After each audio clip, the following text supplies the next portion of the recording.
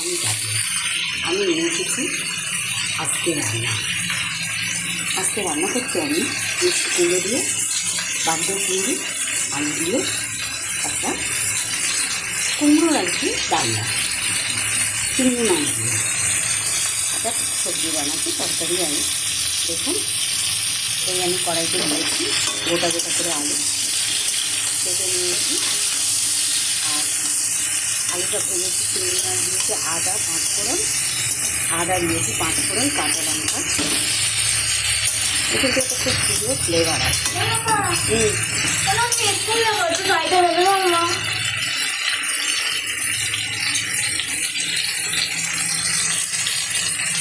এখন তো 12টা বাজেনি, তুমি এখন স্কুলে যাবে কেন? ভালো লাগবে না।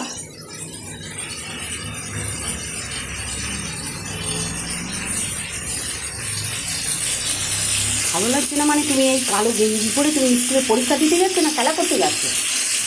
আজকের ভিডিও আর আমার ভালো হবে না, একদম ভিডিও আর আমার আজকে ভালো হবে না।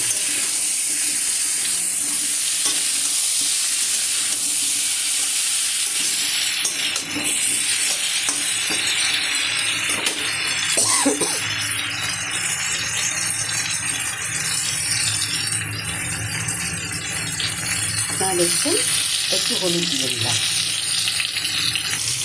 আর দিয়ে দিচ্ছে একটু লবণ।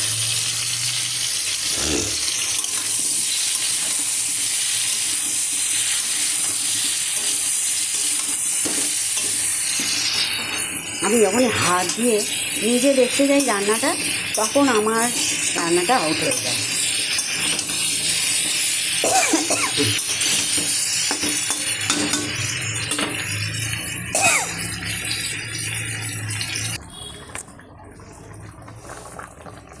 এই হচ্ছে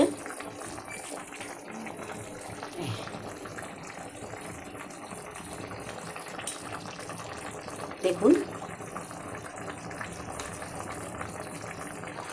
কুমড়োর তরকারি হচ্ছে, একটু কাঁচা লঙ্কাই দিয়েছি, অন্য কিচ্ছু দিইনি।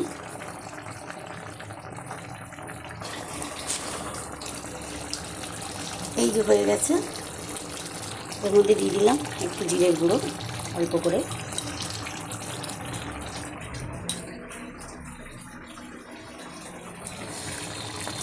আর নামানোর আগে দিয়ে দিলাম কাঁচা লঙ্কা।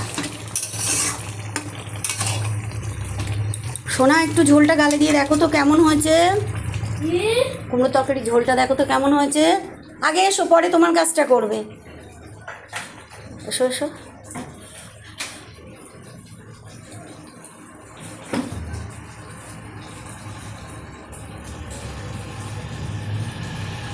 খেয়ে বলো কেমন হয়েছে। ভালো হয়েছে, আর একটু ঝাল দাও। আর একটু ঝাল দেব, দেখলেন চাকনদার বললো একটু ঝাল দিতে, কিন্তু ঝাল আর আমি দেবো না, লঙ্কা তো দেওয়াই আছে অলরেডি। ও এখন বলছে, কিন্তু খাওয়ার সময় ওর আবার অসুবিধা হবে। এই যে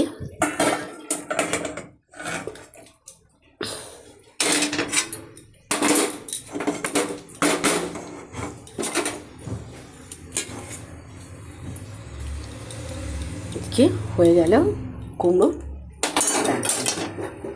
মাংস চিংড়ি দিয়ে করেছি কুমড়োর তরকারি, নিরামিষ না। তাই কুমড়ো চিংড়ি মাছ হলো, দেখুন